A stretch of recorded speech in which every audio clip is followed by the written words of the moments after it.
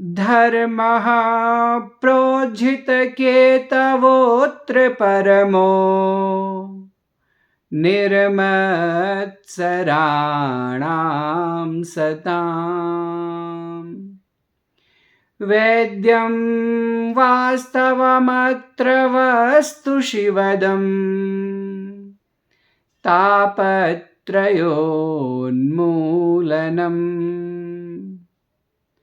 श्रीमद्भागवते महामुनिकृते किं वा परेरीश्वरः सद्यो हृद्यवरुध्यते कृद्भिः शुश्रूषुभिस्तत्क्षणात्। श्रीमद् भागवत महापुराण में बताया गया है, धर्मः प्रोज्झितकेतवोऽत्र परमो निर्मत्सराणां सताम्। सामान्य लोगों के लिए नहीं है ये। श्रीमद् भागवत महापुराण कर्मकांड, उपासना कांड और ज्ञान कांड सबकी विशेषता श्रीमद् भागवत महापुराण में बताई गई है। यानी कि कर्म के आधार पर भगवत प्राप्ति, उपासना के माध्यम से भगवत प्राप्ति और ज्ञान के माध्यम से भगवत प्राप्ति का जो साधन है, ये त्रिविध साधन भागवत महापुराण में बताए गए। इन तीनों के द्वारा आपको भगवत प्राप्ति हो सकती है, कर्म कांड, उपासना कांड और ज्ञान कांड। धर्मः प्रोज्झितकेतवोऽत्र परमः, उसकी विशेषता यह है कि उसमें जरा भी छल कपट नहीं है। यह किस प्रकार के लोगों के लिए श्रीमद् भागवत महापुराण की कथा की गई है? ये कोई सामान्य लोगों के लिए ये कथा नहीं है।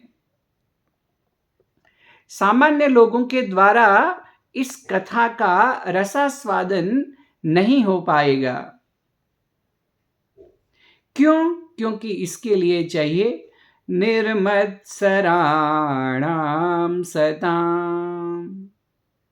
सामान्य लोग नहीं, जिनके मन में निर्मत्सर जो बन गए हैं, जिनके मन में किसी भी प्रकार का मद मत्सर नहीं है, जो अत्यंत किसी प्रकार के मन में कालुष्य नहीं है, कोई गंदगी नहीं है, मन निर्मल हो चुका है, छल कपट नहीं है।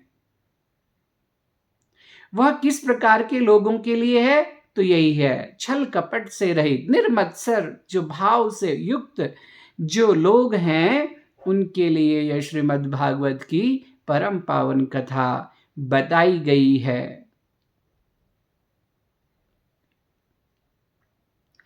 ये जो निर्मत्सराणां सताम है, सताम माने होता है सज्जनानां कृते इदं भागवतम पुराण लिखितम।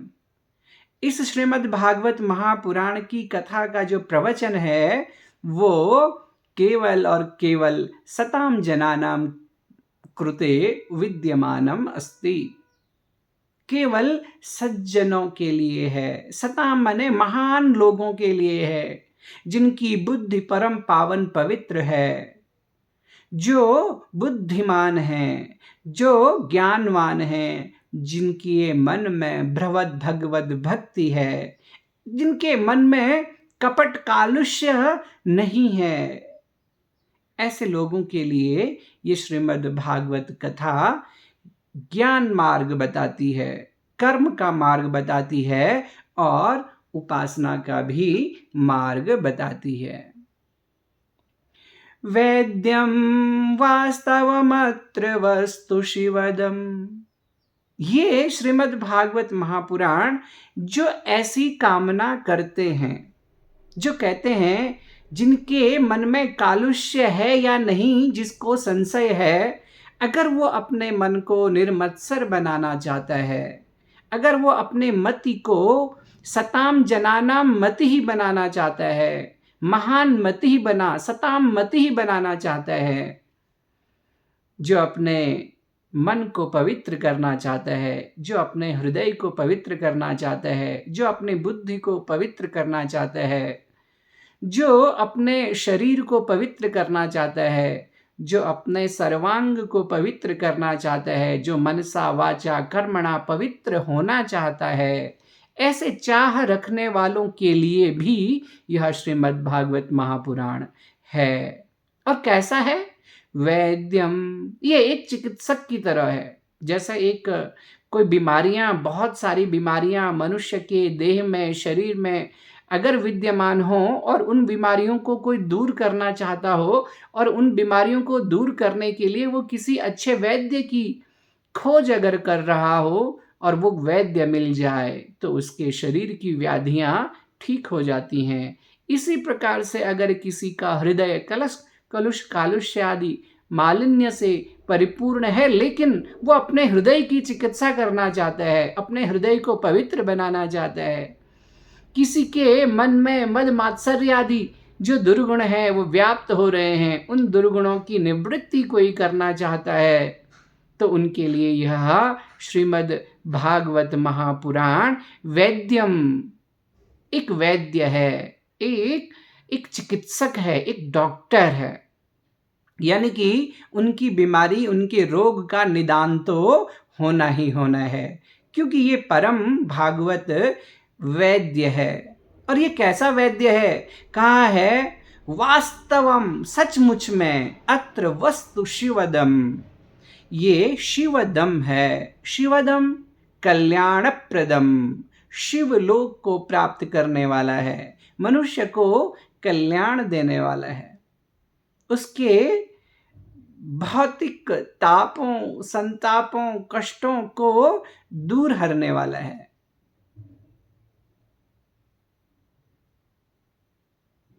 मनुष्यों के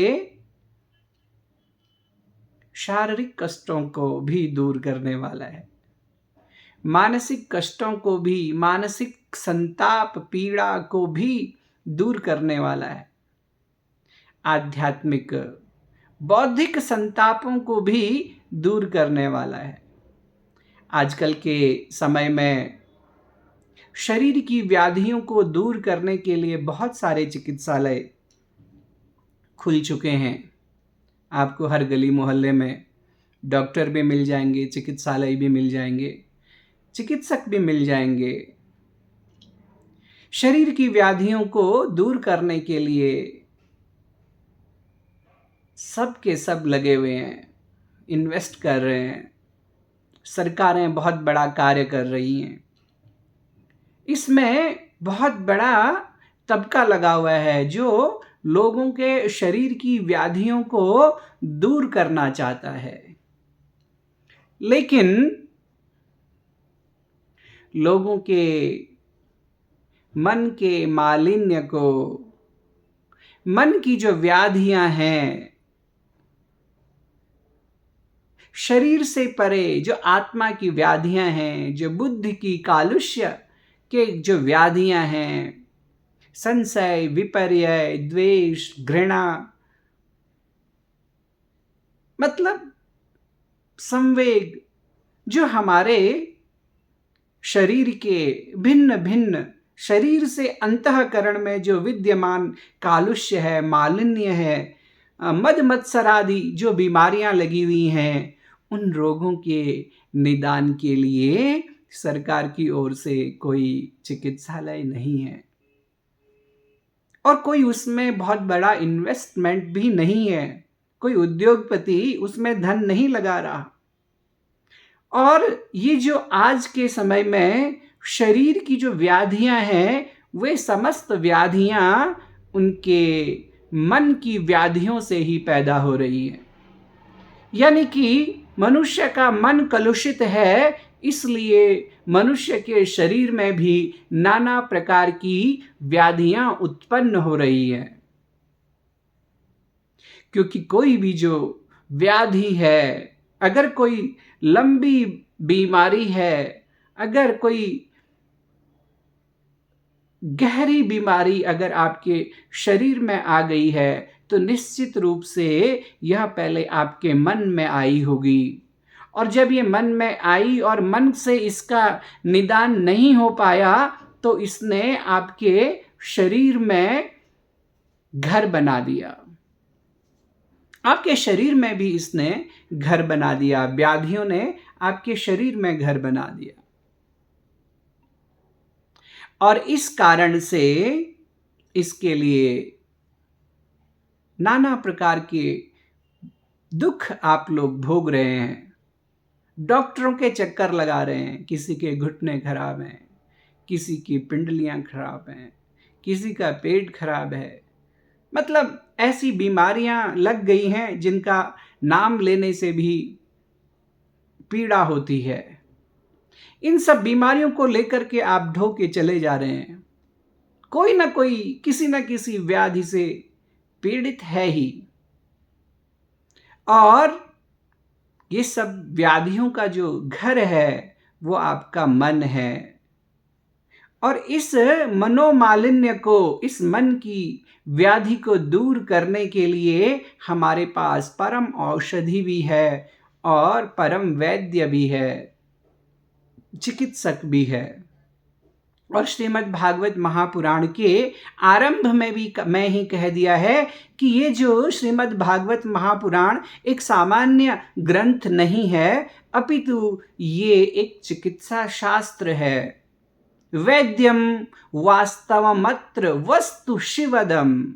ये वैद्य है, डॉक्टर है, व्याधियों को दूर करने वाली औषधालय है, कल्याण करने वाला औषधालय है।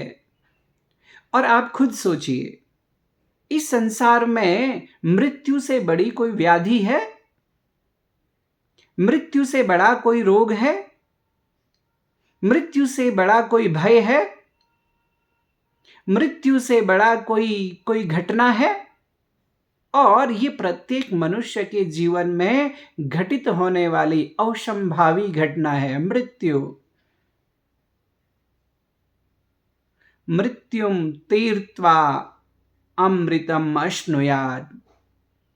उपनिषदों में इसीलिए कहा है मृत्युम तीर्त्वा अमृतम अश्नुयात्।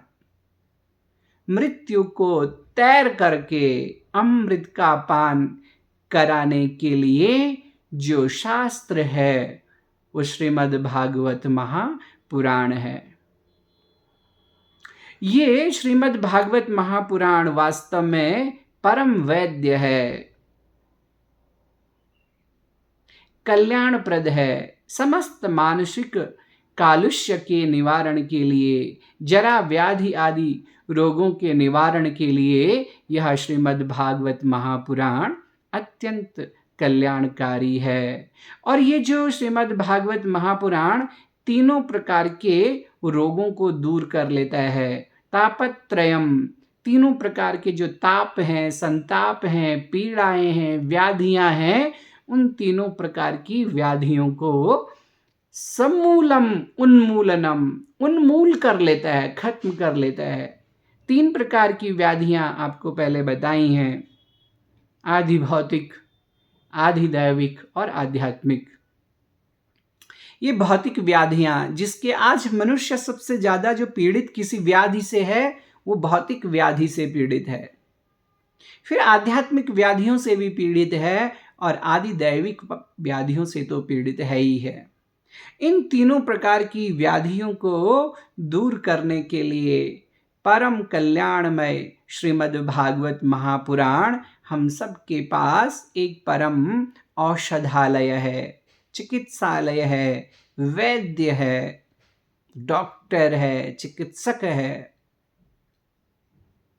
तो ये वास्तव में है जो यहाँ उस परमात्मा वस्तु का वर्णन किया गया है, जो जीव जगत ईश्वर के रूप में हमको दिखाई देता है। यह श्रीमद् भागवते महामुनि कृते, ये महामुनि द्वारा रचित किया गया है। ऐसे सामान्य इंसान ने श्रीमद् भागवत महापुराण की रचना नहीं की है। इसलिए तो ऐसे महामुनि ध्यान रखना चाहिए कि महामुनि कृते यानी कि श्रीमद् भागवत महापुराण की इस परम पावन कथा को महामुनि वेद व्यास जी ने किया है, लेकिन साक्षात जो नारायण हैं वे भी महामुनि हैं।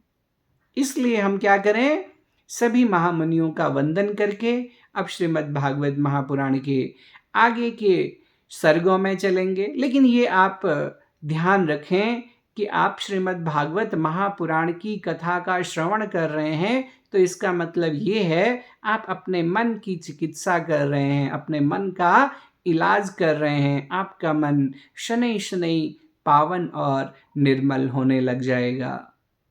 आपको इस भौतिक संसार में भी परम आनंद की प्राप्ति होगी और भौतिक संसार के जो पराभौतिक संसार है उसमें भी परम आनंद की प्राप्ति होगी। ऐसा यह परम पावन शास्त्र बताया गया है। तो कृष्णं नारायणं वन्दे, कृष्णं वन्दे व्रजप्रियम्, कृष्णं द्वैपायनं वन्दे, कृष्णं वन्दे पृथासुतम्। अब आप लोग समझ जाइए कि हम श्रीमद् भागवत महापुराण के जिस शास्त्र में प्रवेश करने जा रहे हैं उसके जो आराध्य हैं परम भागवत श्री कृष्ण जी हैं, जो साक्षात नारायण के रूप में श्री कृष्ण हैं। हम उनकी वंदना करते हैं। जो ब्रजप्रिय हैं, जिन्होंने ब्रज में रमण किया है, ब्रजवासियों के जो प्रिय हैं, जो कृष्णम द्वैपायनम, जो कृष्ण यहाँ पे जो द्वैपायन हैं वेद व्यास जी हैं, उनका नाम भी कृष्ण ही है। वे कृष्ण द्वैपायन वेद व्यास जी हैं। उन कृष्ण द्वैपायन वेद व्यास जी को हम नमन करते हैं और कृष्णम वंदे पृथासुतम। ये पृथासुत कुंती पुत्र कौन? श्री अर्जुन जी। ये अर्जुन भी कृष्ण हैं और हम उनको भी नमन करते हैं। तो नारायणं कृष्णं नारायणं वन्दे, कृष्णं वन्दे व्रजप्रियम्,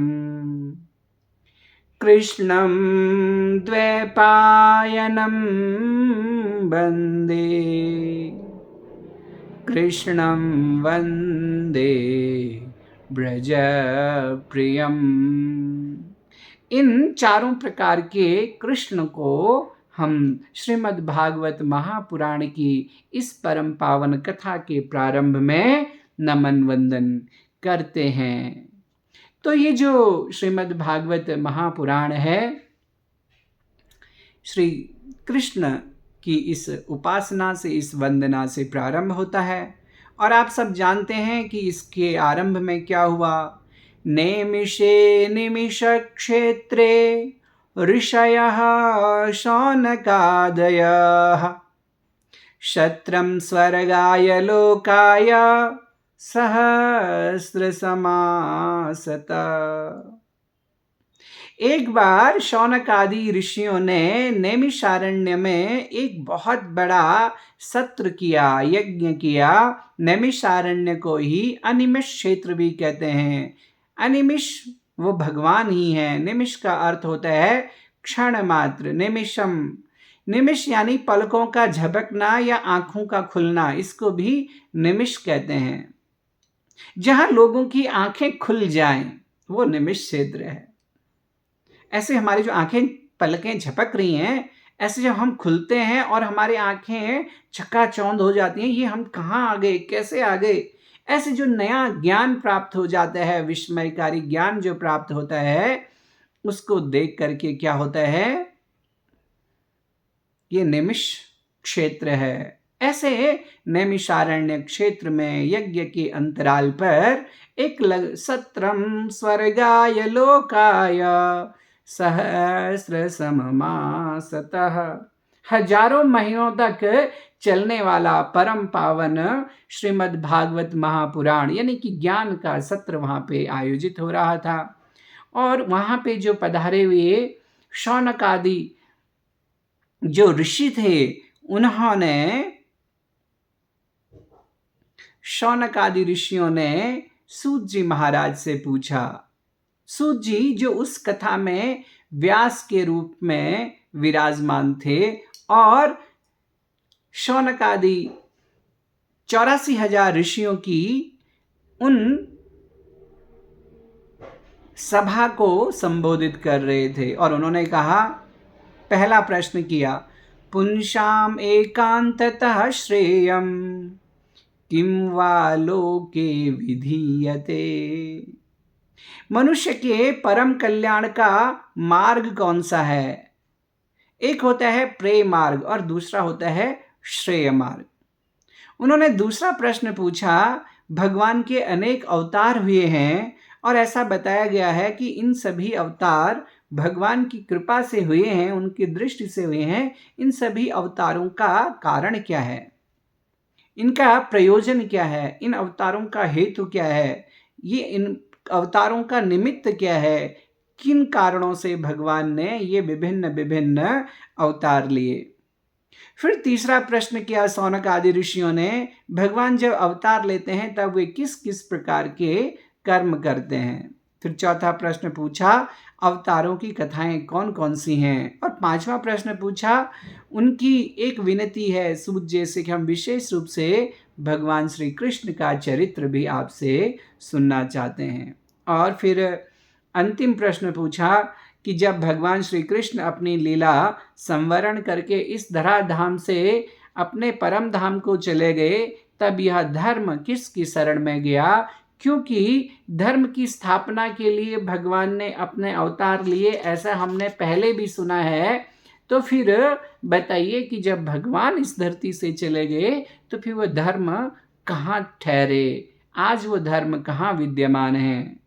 ब्रूहि योगेश्वरे कृष्णे ब्रह्मणे धर्मवर्मणि स्वाम काष्ठामधुनोपेते धर्मः कं शरणं गतः। इस प्रकार से ये 6 प्रकार के प्रश्न शौनक आदि ऋषियों ने सूत जी महाराज से पूछे और कहा, वयम तु न तृप्याम उत्तम श्लोक विक्रमे यच्छृण्वतां रसज्ञानां स्वादु स्वादु पदे पदे। बात यह है कि हम सब ये भगवान के जितने भी हमने 6 प्रश्न किए हैं, आप इन सभी प्रश्नों को विशद वर्णन कीजिए और गाते जाइए। जो भी भगवान के विराट पुरुष के परमात्मा परमेश्वर ने जो भी अवतार ग्रहण किए इस धराधाम पर, उन सभी अवतारों के कथा का आस्वादन हम सबको कराएं। हम उन सब का श्रवण करना चाहते हैं, अपने कर्ण कूपों को पवित्र करना चाहते हैं, क्योंकि वयम तो न तृप्याम, हम तृप्त नहीं हो पा रहे हैं। ईश्वर की कथा को बार बार सुनने से भी हमारा मन संतृप्त नहीं हो रहा है, क्योंकि उत्तम श्लोक विक्रमे, भगवान की कीर्ति के, यश के, रूप के, लावण्य के, उनके चरित्र के, उनकी लीला के जो श्लोक हैं वे इतने आनंदमय हैं, इतने रसमय हैं, इतने भावमय हैं, इतने भावाभिव्यक्तिमय हैं। शृण्वताम रसज्ञानाम स्वादु स्वादु पदे पदे। जो रसज्ञ लोग हैं, जो रस के जो स्वाद को जो जानते हैं, श्रवणेंद्रियों के द्वारा जो ये स्वाद का ग्रहण करने वाले जो ये 84,000 ऋषिगण यहाँ पे विद्यमान हैं, वे सब के सब स्वादु स्वादु पदे पदे, एक एक एक एक क्षण क्षण को, कण कण को, एक एक शब्द शब्द को बार बार सुनना चाहते हैं। यह भगवान का यश है और उनका जो चरित्र है। आप जितनी बार भी उनको सुनेंगे तो ऐसा लगता है कि अभी हमने कुछ छोड़ दिया है, क्योंकि रसज्ञानाम स्वादु स्वादु पदे पदे, जो रसज्ञ लोग होते हैं उनके भगवान की कथामृत का एक एक कण कण, एक एक क्षण क्षण क्या लग रहा है? स्वादु स्वादु, स्वादिष्ट स्वादिष्ट लग रहा है। यहाँ पे स्वादु स्वादु पद 2 बार प्रयोग किया गया है, और पदे पदे, एक एक पद में आनंदमय जो स्वाद निकल रहा है उसका ग्रहण करने वाले जो रसज्ञ हैं, रसग्राही जो लोग हैं, रसज्ञाई सताम निष्कालुष्य लोग हैं, वे सुनना चाहते हैं। अब सूत जी ने ऐसे प्रश्न सुने तो वे बड़े प्रसन्न हो गए। और एक बात भागवत में देखी जाती है, सभी जगह आप देखेंगे कि जब प्रश्न पूछा जाता है तो जो अधिकारी, जो प्रश्न का कर्ता, जो व्यास है, वो पूछता है, कहता है आपने बहुत अच्छा प्रश्न पूछा, ये बहुत ही अच्छा है। क्यों है? क्योंकि ये किसी व्यक्ति के लिए नहीं पूछा गया है, अपितु सबके कल्याण के लिए ये श्रीमद् भागवत की कथा पूछी गई है। फिर प्रसन्न होकर, आनंदित होकर जो सूत जी महाराज उत्तर देते हैं और फिर इसकी विशेषता बताते हैं, और देखें क्या है। इति संप्रश्न संहृष्टो विप्राणाम रोम हर्षणी प्रतिपूज्य वचस्तेषां प्रवक्तुमुपचक्रमे। जब सूत जी ने उत्तर देना शुरू किया तो सर्वप्रथम उन्होंने सुखदेव जी को प्रणाम किया और कहा, सर्वभूत हृदयम मुनिमानतोस्मि। ये श्लोक हमने देखा है और पढ़ लिया। फिर उन्होंने बोला, यह स्वानुभावमखिल श्रुति सारमेकम अध्यात्म दीपमतितीर्षतां तमोन्धम संसारिणां करुणयाः पुराण गुह्यं तं व्याससूनुमुपयामि गुरुं मुनीनाम्। हे शौनक आदि ऋषियों, जो मैं आप सभी ने जो ये 6 प्रकार के प्रश्न पूछे हैं, उन सभी 6 प्रकार के प्रश्नों के उत्तर के लिए जो परम भागवत कथा श्री सुखदेव जी महाराज ने श्रवण कराई है, वो श्रीमद् भागवत की कथा मैं आप सभी को सुनाना चाहता हूँ। और आपको सुनाने से पहले ऐसे परम भागवत जिन्होंने हम सब पर कृपा की है, मनुष्य मात्र पर जिन्होंने कृपा की है, ऐसे श्री सुखदेव जी महाराज को हम प्रणाम करते हैं, वंदन करते हैं, क्योंकि उन्होंने क्या किया है। मध्यात्म दीपमतितीर्षतां तमोन्धम, अंधकार को मिटा दिया है। अज्ञानता के अंधकार को मिटाने के लिए श्रीमद् भागवत महापुराण की कथा को इस संसार के क्या किया है, करुणया, संसार के कल्याण के लिए करुणा पूर्वक किया है। क्यों किया है करुणा पूर्वक? क्योंकि जो महापुरुष होते हैं उनका हृदय करुणा से आर्द्र होता है, आप्लावित होता है, और करुणा एक ऐसा गुण है जो प्रत्येक मनुष्य को मानवत्व से महामानव बना देता है। इस धरती पे अगर आपको एक उत्तम मनुष्य के रूप में विद्यमान रहना है तो आप अपने भाव में करुणा का भाव जगाइए। और श्री सुखदेव जी महाराज तो जन्म से ही करुणा हृदय से परिपूर्ण थे, और उन्हें वो सभी संसार के प्रत्येक प्राणी के प्रति उनकी करुणा थी कि ये जो अंधकार के तममय अंधकार में फंसे हुए जो मनुष्य हैं, वे किसी भी प्रकार अपना स्वयं का उद्धार करें, अपने जीवन के उत्कृष्ट लाभ को प्राप्त करें। इस करुणा भाव से श्री सुखदेव जी महाराज ने श्रीमद् भागवत महापुराण की यह परम पावन कथा हम सब के लिए प्रस्तुत की। और ऐसे करुणा वरुणालय श्री सुखदेव जी महाराज जो व्यास सूनु हैं, व्यास के पुत्र हैं, उपयामि गुरुम मुनि नाम, मुनियों के परम गुरु श्री सुखदेव जी महाराज को मैं प्रणाम करता हूँ। और इसके साथ साथ किसको प्रणाम करता हूँ? नारायणं नमस्कृत्य नरं चैव नरोत्तमं देवीं सरस्वतीं व्यासं ततो जयमुदीरये। मैं परम ब्रह्म श्री नारायण को प्रणाम करने के बाद नरम चैव नरोत्तमम, नर स्वरूप में जो नरोत्तम नारायण के सह सखा हैं उनको भी मैं नमन और वंदन करता हूँ।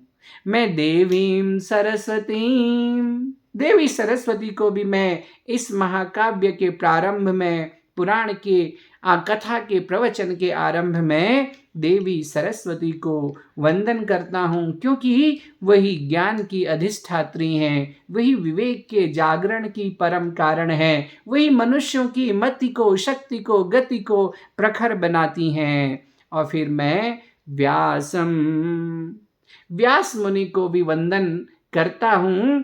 और व्यासम, क्योंकि व्यास जी ने ही यह परम भागवत कथा का ग्रंथन किया है। ततो जय मुदीरये, और जय जयकार करते हैं, मैं उनकी जय जयकार करता हूँ। आप सब भी उनके जय जयकार करें।